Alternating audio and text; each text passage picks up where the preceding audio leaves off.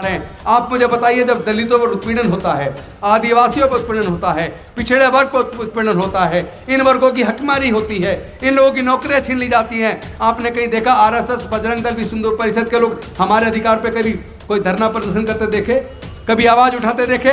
किसी जाति का उत्पीड़न के खिलाफ कभी आपने आरएसएस, बजरंग दल, विश्व हिंदू परिषद को बोलते देखा? जब वो लोग हमारे लिए नहीं बोलते तो हमारे लोग उन संगठनों में जाकर उनकी ताकत क्यों बना रहे हैं? पिछले दिनों एक विवेक बिंद्रा का एक बयान आ रहा था, वो कह रहा था कि इंटेलेक्चुअल केवल ब्राह्मण में पैदा होते हैं और सत्ता शासन चलाने की क्षमता क्षत्रियों में होती है, व्यापार करने की क्षमता ये वैश्यों के अंदर होती है, और जो शूद्र और अछूत है उनके बारे में वो कह रहा है, बाकी जो लगभग 88% है उनके बारे में वो कह रहा है कि वो केवल असिस्ट कर सकते हैं, वो -1 तो हो सकते हैं पर नंबर 1 नहीं हो सकते। शर्म आती है ऐसे लोगों की सोच पर। यही सब तमाम मनवादी लोगों की सोच यही है। सच्चाई यह है कि अगर इंटेलेक्चुअल की बात करें तो भारत में डॉक्टर बाबा साहब अम्बेडकर के मुकाबले वाला कोई इंटेलेक्चुअल पैदा नहीं हुआ, तो नहीं है। आप याद करते उत्तर प्रदेश का शासन बहन कुमारी मायावती जी मुख्यमंत्री होती थी, आज पूरे देश के अंदर जिस तरह का जुल्म उत्पीड़न है, अन्याय अत्याचार बढ़ा है, जुल्म बढ़ा है और जिस तरह क्राइम बढ़ा है, अभी एनसीआरबी का डाटा आया है, क्राइम के मामले में उत्तर प्रदेश ने सबको पीछे छोड़ दिया। और उसी उत्तर प्रदेश की जब बहन कुमारी मायावती मुख्यमंत्री थी, आज की सरकारों में रहने वाले लोग और व्यापारी और साथ में ब्यूरोक्रेट और आम जनता कहती है उनसे अच्छा शासन किसी का नहीं रहा। इसका मतलब हमारे लोगों में शासन चलाने की भी क्षमता है, हमारी काबिलियत का कोई मुकाबला नहीं है। जब जब हमारे लोगों को अवसर मिला है, हमारे लोगों ने अपनी काबिलियत साबित की है। आप याद करिए बाबू जी ने किया जिस तरह का छल आप जानते हैं हिरण्यकश्यप के साथ हुआ, जिस तरह का छल राजा बलि के साथ हुआ, उसी का तरह जो आर्य अनार्यों के बीच का जो युद्ध है, जो देवासुर संग्राम है, उसी तरह का सरंग डॉक्टर बाबा साहब अम्बेडकर के साथ हुआ। उसी तरह जिस तरह एकलव्य का अंगूठा काटा गया, तो ये बार बार अंगूठे काटे जा रहे हैं, चाहे एकलव्य का कटे, हमारा कटे या किसी और का कटे, ये अंगूठा काटना बंद होना चाहिए। और हम चाहते हैं पृथक निर्वाचन क्षेत्र दोबारा बने, क्योंकि पृथक निर्वाचन क्षेत्र बाबा साहब इसलिए ले थे कि अछूतों के प्रतिनिधि जीतकर संसद विधान समय में जाएं और उनको केवल अपने ही समाज के लोग चुने ताकि वो उनकी आवाज बन सके। त्याग की भावना को प्रबल कर समाज में एक मिशन जय भीम के माध्यम से एक विश्वास जगाया है और समाज आज उनको उसी तरह का रेस्पॉन्स भी दे रहा है। तो ऐसे शख्सियत त्यागी पुरुष हमारे बीच आदरणीय राजेंद्र पाल गौतम जी, मैं उनसे निवेदन करूंगा कि वो आए अपने विचार रखें जबरदस्त तालियों के साथ साथ।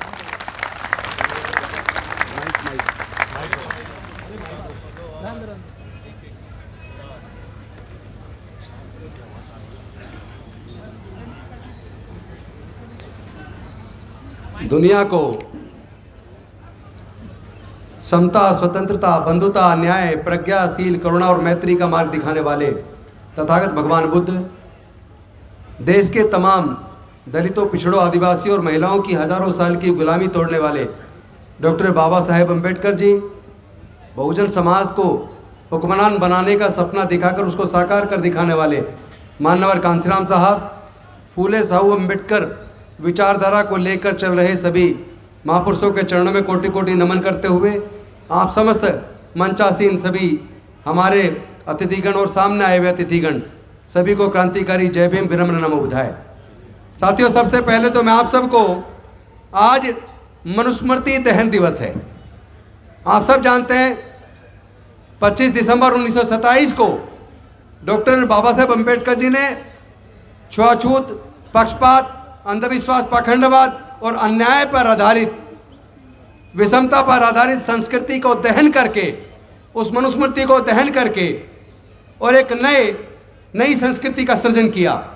तो आज के दिन को आगे से हम मनुस्मृति दहन दिवस कम संस्कृति परिवर्तन दिवस के रूप में मनाएंगे, क्योंकि उसी दिन से संस्कृति परिवर्तन होना शुरू हो गया। आज समस्या बहुत विकट है, बहुत ही बड़ी समस्या समाज के सामने आके खड़ी हो गई है। आप सब जानते हैं उसी मनुस्मृति के तहत देश के तमाम दलित, पिछड़े, आदिवासी और महिलाएं, उनको पढ़ने लिखने पर धार्मिक बंदिश थी, उनके व्यापार करने पर धार्मिक बंदिश थी, उनके संपत्ति रखने पर धार्मिक बंदिश थी, उनके मानव अधिकार पर धार्मिक बंदिश थी। लेकिन डॉक्टर बाबा साहेब अम्बेडकर जी ने उस बंदिश को तोड़ा, और यह बंदिश थोड़े बहुत समय नहीं, कम से कम 2500 साल तक चली। उस बंदिश की वजह से हमारे लोग जमीनों के मालिक नहीं बन पाए, उस बंदिश की वजह से हमारे लोग व्यापारी नहीं बन पाए, उस बंदिश की वजह से हमारे लोग व्यापार में नहीं आ पाए। लेकिन भलाओ डॉक्टर बाबा साहब अम्बेडकर जी का, जिन्होंने भारत का संविधान बनाकर सभी जाति सभी धर्म के लोगों को समान रूप से आगे बढ़ने का अवसर खोला। लेकिन दुखद यह है कि इस अवसर को खुले हुए भी ज़्यादा समय नहीं हुआ था, अभी तो थोड़ा सा ही समय हुआ था कि उन्होंने हमारे आगे बढ़ने के रास्तों को फिर से बंद कर दिया है। मैं बंद इसलिए कह रहा हूं, हमने आरटीआई लगाकर भारत सरकार से सूचना ली, देश के तमाम राज्यों में और केंद्र के अंदर टोटल सरकारी स्कूल पिछले 15-20 सालों में कितने बंद हुए हैं। हमें आरटीआई से सूचना मिली, पिछले 15 से 20 सालों के अंदर पूरे देश के अंदर लगभग 2.25 लाख सरकारी स्कूल बंद हो गए। जनसंख्या तो तब से दुगनी हो गई, 20 सालों के अंदर जनसंख्या दुगनी हो गई और 2.25 लाख सरकारी स्कूल बंद हो गए। तो हम किस दिशा में जा रहे हैं? और अभी पिछले 5 साल का आप डाटा देखेंगे तो 50% से ज़्यादा इंडस्ट्रीज भारत की बंद हो गई है। साथ ही साथ जो लोग नकली राष्ट्रवादी हैं, बात भारत की करते हैं, जितने लोग विदेशों में जाके बसे हैं, अगर उसकी सूची देखोगे तो दंग रह जाओगे। वही जातिवादी मनवादी मानसिकता वाले लोग 90% भारत को छोड़ के विदेशों में जाके बस गए, जो हमारे बच्चों के हाथ में तलवार दे रहे हैं। हमारे बच्चों को वो लोग कावड़ सेना के सेवा में, कावड़ में जाने के लिए प्रोत्साहित करते हैं। आप कभी देखना, कावड़ लेने के लिए उनके बच्चे नहीं जाते। कभी पुजारियों के बच्चे, व्यापारियों के बच्चे, अधिकारियों के बच्चे, नेताओं के बच्चे वो आपको कावड़ लेते जाते नहीं मिलेंगे, वो कथावाचकों को सुनते हुए भी नहीं मिलेंगे, क्योंकि वो सच को जानते हैं। अज्ञानी तो हमारा समाज है। बाबा साहब उनको समझाते समझाते भारत को छोड़कर, पूरी दुनिया को छोड़कर हमें चले गए, लेकिन हमारे लोग पता नहीं क्यों समझना नहीं चाहते। आज स्थिति इतनी खराब है, शिक्षा की वजह से हम लोग थोड़े आगे बढ़े थे। क्योंकि आपको याद होगा गुलामगिरी में किस तरीके से भारत के इतिहास को ज्योतिबा फूले जी ने वर्णित किया, और साथ ही साथ उन्होंने बताया ज्ञान बिना मति गई, मति बिना नीति गई, नीति बिना गति गई, गति बिना धन गया। धन के अभाव में हमारे लोग गरीब और गुलाम हो गए, मजबूर हो गए। और ये जो सारा नुकसान हुआ, ये अविद्या की वजह से हुआ। इसी अविद्या की वजह से हमारे लोग हजारों साल गुलाम रहे। लेकिन भलाओ डॉक्टर बाबा साहब अम्बेडकर जी का, जिन्होंने हमारी गुलामी की जंजीरों का न केवल तोड़ा, बल्कि सरकारी नौकरियों में रिजर्वेशन देकर हमारे आगे बढ़ने का रास्ता खोला, शिक्षण संस्थानों में रिजर्वेशन देकर हमारा हायर एजुकेशन का रास्ता खोला। लेकिन अभी तो आज़ादी को कुछ ज़्यादा लंबा समय नहीं हुआ था। अब से करीब 40 साल पहले विपरीत दिशा में सरकारों ने षड्यंत्र के तहत, मनवादी व्यवस्था के तहत हमारे आगे बढ़ने के रास्तों को फिर से बंद कर दिया है। और आपको उन्होंने गर्दन को इस तरह काटा है, एकदम एक झटके में नहीं काटा, रहता है, धीरे धीरे रहता है, धीरे धीरे हमारा सब कुछ छिन गया और हमारे लोगों को पता भी नहीं चला। हमारे लोग जज बने, इंजीनियर बने, कलेक्टर बने, साइंटिस्ट बने, प्रोफेसर बने, ब्यूरोक्रेट्स बने, राष्ट्रपति तक बने, मुख्यमंत्री बने, चीफ जस्टिस ऑफ इंडिया बने। लेकिन उसके बावजूद, इतने सारे पढ़े लिखे विद्वान होने के बावजूद, जो डॉक्टर बाबा साहब अम्बेडकर देकर गए थे, 70% छिन गया है, 30% बचाव छिनने वाला है। आपको पता नहीं है क्या? आपको तो सबको पता होगा। अभी 69,000 वैकेंसी उत्तर प्रदेश की सरकार में निकली थी। 69,000 वैकेंसियों में से बहुजन समाज की, SC ST OBC की लगभग 19,000 वैकेंसी वो लोग खा गए। और वहाँ 500 दिन से ज़्यादा हो गए बहुजन समाज के लोग सड़कों पे बैठे नौकरी के लिए, वो टीचर। लेकिन वहाँ की सरकार गूंगी बहरी सरकार सुन नहीं रही है। अभी एक आंकड़ा आया है जो संसद के अंदर रखा गया, आपको पता होगा, हाई कोर्ट सुप्रीम कोर्ट के अंदर 650 जजों की भर्ती हुई है पिछले 5 सालों के अंदर। और उन 650 जजों में 490 स्वर्ण जाति के, लगभग 75% स्वर्ण जाति के भर्ती हुए हैं। बाकी के 25% में SC ST OBC और माइनॉरिटी, यानी जिसकी जनसंख्या लगभग 90% है, उनके हिस्से में आया 25%। देश की अगर खेती की जमीन बात करें तो वो 90% उन्हीं स्वर्णों के हाथ में है। देश के अगर व्यापार की बात करें तो वो 95% उनके हाथ में है। देश के अगर सारे तमाम संसाधनों की बात करें तो 90% उनके पास है। आपके पास क्या है? आप बार बार कहते हैं कि हम 85% है, 88% है। अरे हमारे लोग ही तो उनकी ताकत बना रहे हैं। आप मुझे बताइए, जब दलितों पर उत्पीड़न होता है, आदिवासियों पर उत्पीड़न होता है, पिछड़े वर्ग पर उत्पीड़न होता है, इन वर्गों की हकमारी होती है, इन लोगों की नौकरियां छीन ली जाती हैं। आपने कहीं देखा RSS, बजरंग दल, विश्व हिंदू परिषद के लोग हमारे अधिकार पर कभी कोई धरना प्रदर्शन करते देखे? कभी आवाज उठाते देखे किसी जातिगत उत्पीड़न के खिलाफ? कभी आपने आरएसएस, बजरंग दल, विश्व हिंदू परिषद को बोलते देखा? जब वो लोग हमारे लिए नहीं बोलते तो हमारे लोग उन संगठनों में जाकर उनकी ताकत क्यों बना रहे हैं? हम ही लोग उनको ताकत दे रहे हैं, उनके पास कोई ताकत नहीं है। ताकत हमारी है, वोट हमारा, राज वो कर रहे हैं। हम लोग केवल नारा लगा रहे हैं जिसकी जितनी संख्या बारी उसकी उतनी हिस्सेदारी होगी। कैसे देगा कौन जब सत्ता हम उनके हाथों में सौंप रहे हैं? धर्म के नाम पे धर्म की अफीम पिला के हमें अंधा कर दिया गया है। हमें अपनी आंखें खोलनी होंगी। जब तक हम अपनी आंखें नहीं खोलेंगे तब तक कुछ होने वाला नहीं है। आपको याद होगा, आप देख रहे हो कि आजकल 3-4 दिन से एक न्यूज चल रही है, हंसदेव जंगल छत्तीसगढ़ के अंदर। अभी अडानी जी को उन्होंने पूरा ठेका दे दिया और पूरे आदिवासियों को उजाड़ के वहां पे करीब 91 हेक्टेयर जमीन पूरी काट के, पेड़ों को 50,000 से ज्यादा पेड़ काट दिए, उसमें सैकड़ों कितने उसमें पक्षी मारे गए, कितने घोंसले उजाड़ दिए, कितने घर उजाड़ दिए, कितने जानवरों के घर उजाड़ दिए, और इतने बड़े पैमाने 50,000 पेड़ काट दिए। आप एक पेड़ काट दो, मुकदमा दर्ज होकर अंदर मिलोगे। क्या हो रहा है देश के अंदर? कौन लड़ाई लड़ेगा आपकी? आपने देखोगा अभी पिछले दिनों एक विवेक बिंद्रा का एक बयान आ रहा था। वो कह रहा था कि इंटेलेक्चुअल केवल ब्राह्मण में पैदा होते हैं और सत्ता शासन चलाने की क्षमता क्षत्रियों में होती है, व्यापार करने की क्षमता ये वैश्यों के अंदर होती है, और जो शूद्र और अछूत है उनके बारे में वो कह रहा है, बाकी जो लगभग 88% है उनके बारे में वो कह रहा है कि वो केवल असिस्ट कर सकते हैं, वो -1 तो हो सकते हैं पर नंबर 1 नहीं हो सकते। शर्म आती है ऐसे लोगों की सोच पर। यही सब तमाम मनवादी लोगों की सोच यही है।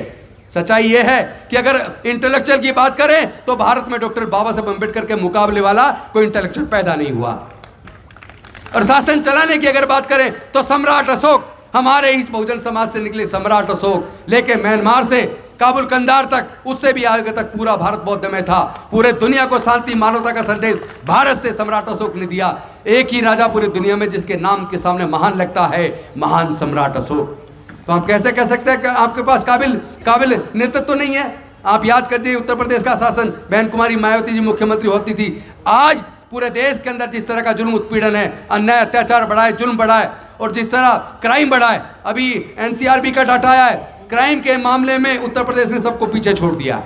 और उसी उत्तर प्रदेश की जब बहन कुमारी मायावती मुख्यमंत्री थी, आज की सरकारों में रहने वाले लोग और व्यापारी और साथ में ब्यूरोक्रेट और आम जनता कहती है उनसे अच्छा शासन किसी का नहीं रहा। इसका मतलब हमारे लोगों में शासन चलाने की भी क्षमता है, हमारी काबिलियत का कोई मुकाबला नहीं है। जब जब हमारे लोगों को अवसर मिला है, हमारे लोगों ने अपनी काबिलियत साबित की है। आप याद करिए बाबू जगजीवन राम जी को, वो जिस विभाग में मंत्री रहे वहीं उन्होंने बेहतरीन काम किया। आप याद कीजिए पासवान जी को, रामविलास पासवान जी को, जिस विभाग में रहे वहीं उन्होंने बेहतरीन काम किया। इसका मतलब हमारे लोगों के अंदर काबिलियत है, क्षमता है, उनको अवसर मिलना चाहिए। जब जब अवसर मिलता है हम अपनी काबिलियत और योग्यता साबित करते हैं। ये ईवीएम अपने आप में साथियों एक बहुत बड़ा घोटाला है।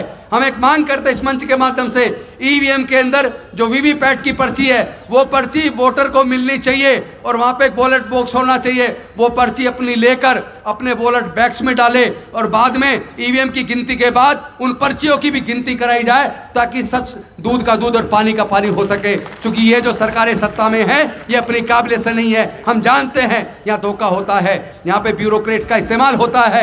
जो आदमी जीत गया उसको डिक्लेयर कर दिया, सिर्फ उसका सर्टिफिकेट जीत का नहीं मिला, और उसके बाद जो हार गया बीजेपी का, उसको हार को जीत में तब्दील करके जीता घोषित करके उसका सर्टिफिकेट दे दिया। ऐसे अनेकों ऐसे उदाहरण उत्तर प्रदेश के अंदर भी और बिहार के अंदर भी देखने में आए हैं।